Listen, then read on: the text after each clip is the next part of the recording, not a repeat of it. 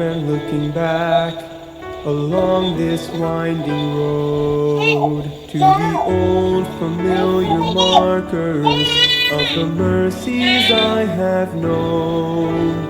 I know it may sound simple, but it's more than a cliche. There's no better way to tell you than to say God's been good in my life. I feel blessed beyond my wildest dreams when I go to sleep each night.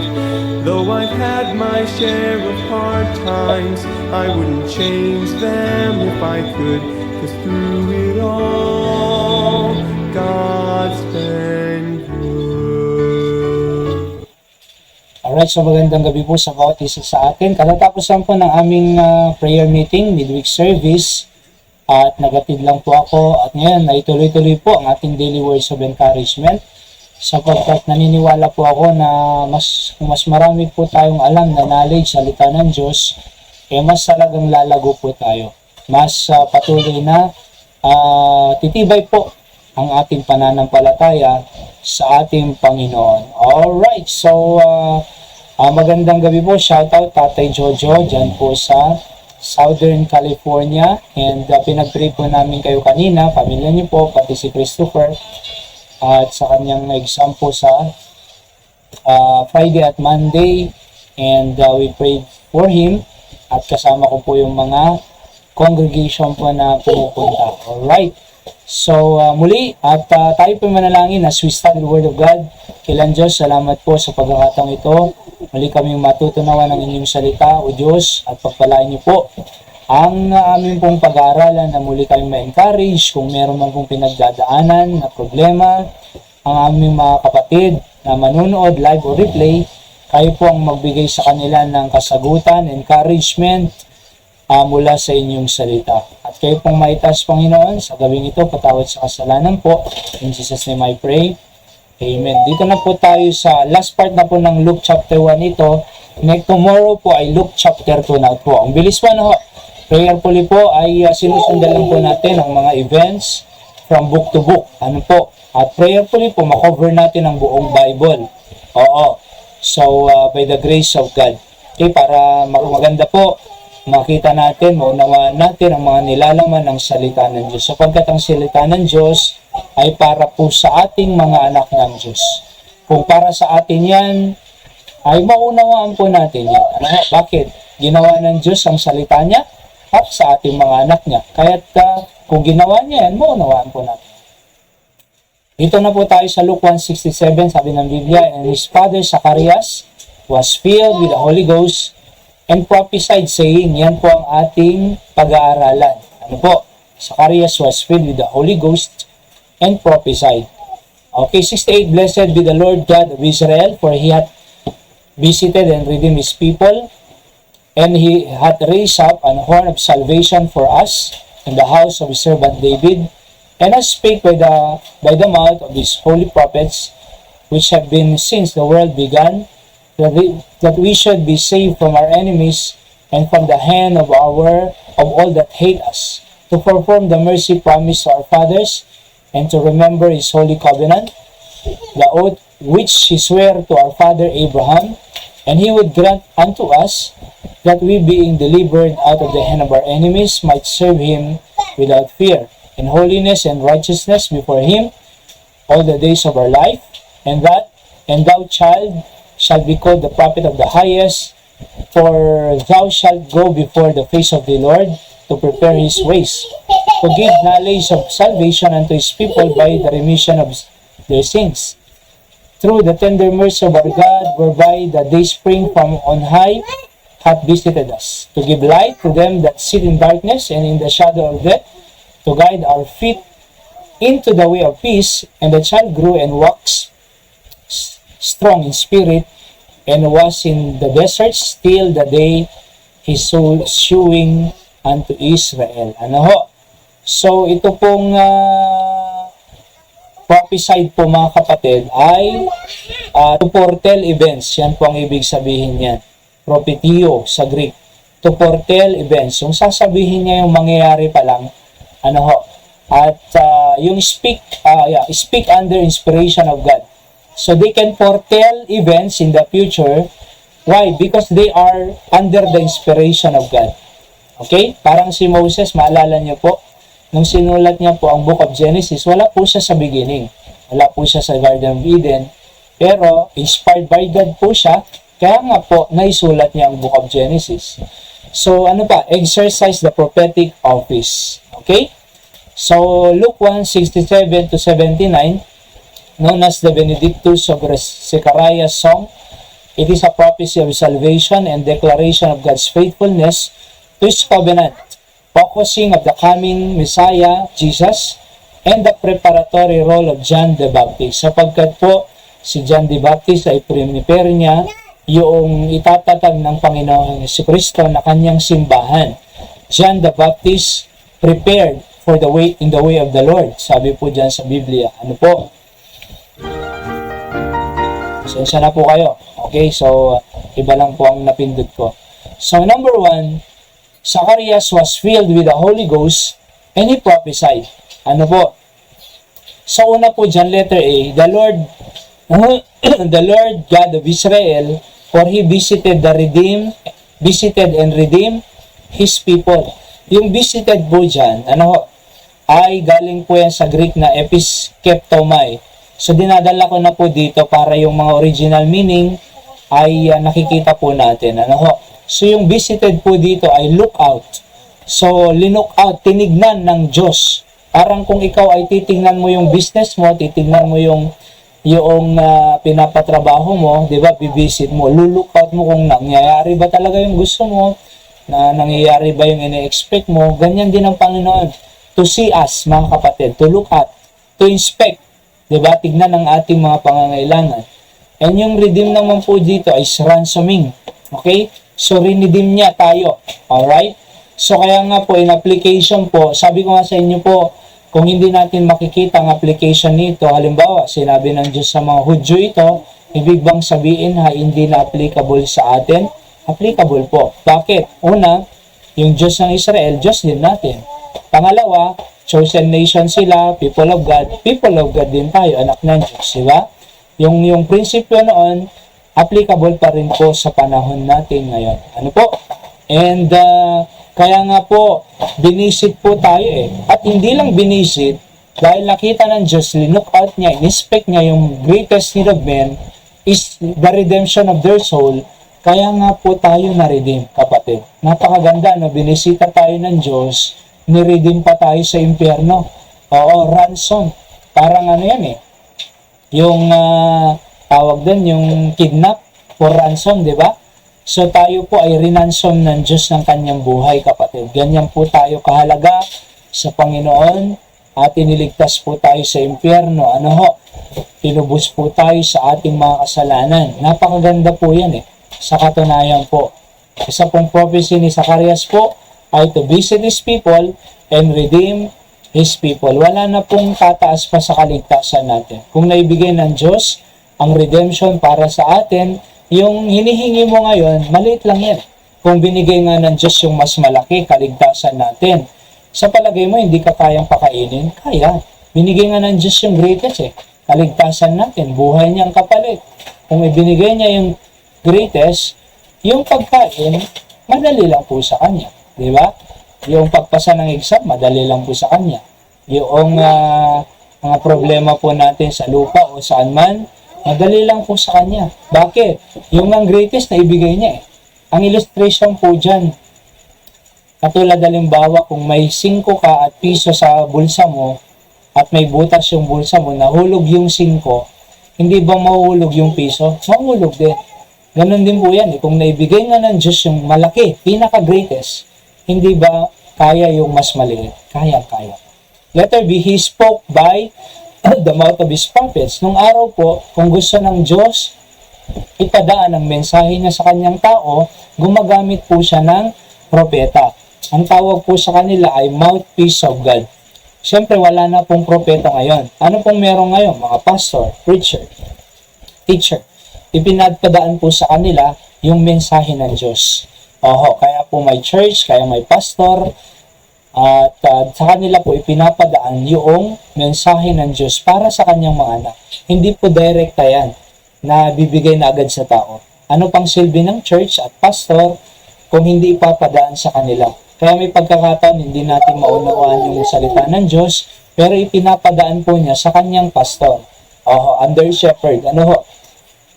Doon sa mga needs ng kanyang tao. So, He spoke by the mouth of His holy prophets. So, kaya kailangan po natin ng church, kailangan po natin ng pastor, upang maunawaan po natin yung gustong iparating ng Diyos po sa atin. At salamat sa Panginoon, hindi nagkukulang ang Diyos sa kanyang mensahe, kapatid. Napakalawak po, napakasagana ng salita ng Diyos to encourage us, to comfort us, to give solution to our problems, and anything else that we need. Pangalaw ay letter C. Okay, so number 1 lang po pala ito. Nilagay ko na lang po dyan kasi, kumbaga expository po. Letter C, that we should be saved from our enemies and from the hand of all that hate us, sabi sa verse 71. Akalain nyo po so para iligtas tayo sa mga enemies natin. Kaya alam nyo po in application, marami pong magkikriticize sa atin Maraming ayaw sa atin, hate us. Marami po, pero salamat sa Panginoon na He is saving us from our enemies and from the hand of those that hate us. So, kaya nga po buhay pa tayo, kaya nga po protected tayo, kaya nga po maganda pa ang kalagayan natin sapagkat alam natin na ang Diyos ang nagliligtas sa atin from our enemies and to those that hate us. Letter D, to perform the mercy promised to our fathers and to remember His holy covenant. Pag sinabi pong covenant dyan, diatheke sa Greek, testament, contract, or disposition. Yung covenant, yung napag-usapan, yung pinangako, alright? Kaya nga po, may Old Testament at New Testament. Ano yan? Covenant ng Diyos yan. Ano yan? Disposition ng Diyos. Or, yung mga pangako ng Diyos po, sa ating pong mga anak. Anong sabi diyan? To perform the mercy promise. Para gawin niya. Yung perform po, di ba, yung gagawin. To our fathers. And to remember. Alalahanin niya yung mga holy covenants niya. Kaya nais ko pong sabihin sa bawat isa, lahat po ng ipinangako ng Diyos sa kanyang salita ay para sa atin po yan. Totoo po siya dyan. Sabi nga ni Dr. Lee Roberson, ay isang pastor po sa Amerika na sikat, maraming nagawa sa Diyos. Sabi niya, all the promises of God in His Word, thousands of them, if you are a child of God, know that all is yours, sabi niya. Diba? So kung anak ka ng Diyos, para sa iyo lahat ng thousands promises of God. Oo. Diba? Ano yung mga promises? Napakarami. But my God shall supply all your needs pag nangangailangan ka. Kung may sakit ka, God is the Jehovah Rapha, the God our healer. Diba? And so on. So many promises of God. And it's yours kung anak ka ng Diyos. Letter E, that He would grant us unto us that we being delivered out of the hand of our enemies might serve Him without fear. Tingnan niyo po yung mga Israelites from the bondage of Egypt, from the slavery of Pharaoh. Nalis sila ng Diyos doon Dineliver po sila out from the hand of their enemies so that they might serve Him without fear. Kaya nga po inalis sila sa Egypt para makapaglingkod sila without compromise. Kasi akalain mo, how can we sing the Lord's song if we are on captivity? Sabi nga nila, di ba? Kaya inalis sila doon para sa ganon ay they can serve God without fear. Ganon din po tayo. The world is a picture of Egypt. Inalis tayo sa mundo, iniligtas tayo ng Diyos, binigyan tayo ng church, na-baptize tayo, di ba? Na-baptize tayo, naidagdag tayo sa church, at nakakalingkod tayo sa Panginoon with freedom. Di ba ganyan yung ginawa ni Charlie Kirk? Para freedom doon sa shirt niya Bakit? Slavery po sila ng modernism, liberalism, kung ano-ano pa. Kaya nga po, freedom from the truth. Freedom with religion, freedom religious, freedom, and so on. So kaya salamat sa Panginoon na nakakapaglingkod tayo with freedom. Letter F, in holiness and righteousness before Him. All the days of life, sabi ng Biblia. Yung holiness po dyan, pasyotes sa Greek, piety, or respect of God. So, holiness, pagrespeto sa Diyos. Yung righteousness naman po, the way in which a man may attain a state approved of God. So, yung aprobado ng Diyos ang ipinapamuhay natin. Sa madaling sabi, aprobado ng Diyos. Yung pananalita natin, aprobado ng Diyos. Yung pag-church natin, aprobado ng Diyos. Pagbabasa ng Biblia, aprobado ng Diyos. Yung kanina, prayer meeting natin, every Webes, aprobado ng Diyos po yan. Kaya nga po, ang ginagawa natin sa buhay, sa lupang ito, dapat aprobado ng Diyos. Ang tawag po doon, righteousness. Okay? Holiness, respecting God. Giving respect to God. Oho. Kaya alam nyo po, pagka namumuhay po tayo sa holiness at righteousness, sigurado pong blessed ka. Sigurado pong peaceful ang buhay mo. Sigurado pong blessed ang buhay mo. Sigurado pong organized ang pamilya mo. Sigurado pong masaya ang pamilya mo. Bakit? We are living according to holiness and righteousness.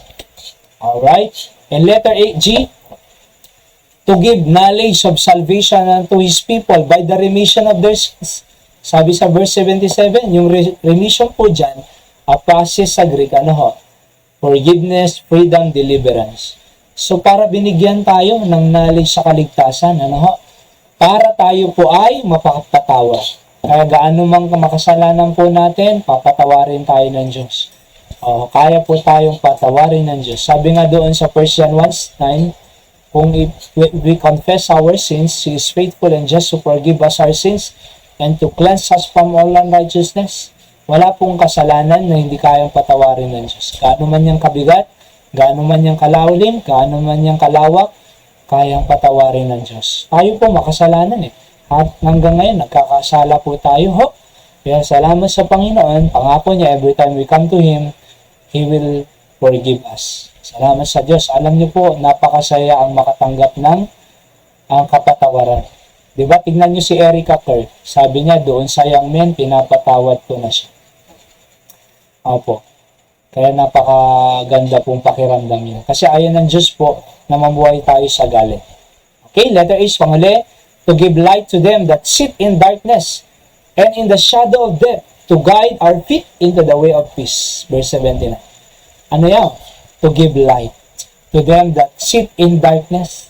Yung light po dyan, to become visible or known. From the Greek word, epipapaino. Galing yata dito yung kapilyado ni Sir Edward. Epipaino. Oo. So, to give light unto them that sit in darkness. Kasi po, pag namumuhay ka sa kadiliman, wala kang makita. Madadapa ka. Mauntog ka. Hindi ka makakagalaw. Hindi ka makakapagtrabaho normally. Bakit? Madilim eh. Pero yung liwanag ng salita ng Diyos, yan po yung magbibigay ng magandang buhay po sa atin. Magandang direction. Diba? Sabi nga ng Biblia doon sa 1 Corinthians 4:4, the God of this world hath blinded the minds of them which believe not. Blind tayo ng diablo eh. Ang makakabukas lang po ng blindness na yon, yung darkness na yon, lest the glorious gospel of, sabi ng Biblia, lest the glorious gospel of Christ should shine unto them. So, yun lang po magsashine. Yung glorious gospel, mabubuksan ang kaisipan natin. Kaya nga yung gospel, the death, burial, and resurrection of Christ is the power of God unto salvation. Bakit tayo naligtas? Because of the glorious gospel of Christ. Bakit nabago ang buhay natin? The glorious gospel of Christ. Bakit maganda ang direction ng buhay natin? Glorious gospel of Christ. Bakit maganda ang relasyon ng ating pamilya, ating asawa sa atin? The glorious light of God. The light of the gospel. The light of the word of God. Sabi nga doon sa Salmo eh, di ba? Thy word is a lamp unto my feet and a light unto my path. Sa ating pong principles of the day, God redeem us to tell others how they might redeem. So kung iniredeem to ng Diyos, sabihin natin, paano to ay na-redeem. Let's pray. Dakilang Diyos, thank you for our word, your word. Thank you for the principles. Thank you for the encouragement. And napakalaming truth po dito, Panginoon. In some way, kahit kaunti lang po, isa, prinsipyo at encouragement sa inyong mga anak na may maging mag-ayos pong kanilang pagtulog at patuloy na tumibay ang kanilang pananampalataya. Salamat po, pagpalain niyo po sila saan man sila naroroon. In Jesus' name I pray. Amen. Magandang gabi po sa bawat isa sa atin. shoutout po muli Tatay Jojo at sa iyong pamilya dyan sa Amerika, Mami Helen Caballero dyan po sa Candon City, sa Magaldan, Pangasinan. Magandang gabi po. At yan din po sa lahat po ng nakikinig, whether it be live or replay. God bless us all. Alright, so magandang gabi po sa bawat isa sa atin at pagpalain po tayo ng Panginoon. At ganito po yung pagsasalita ko kasi medyo masakit po yung ulo ko, pero masaya pong magbahagi ng salita ng Diyos. God bless you po. See you po on our next episode. Let's just pray for one another. Lagi po namin kayong ipinagpipray. I love you all. God bless you all.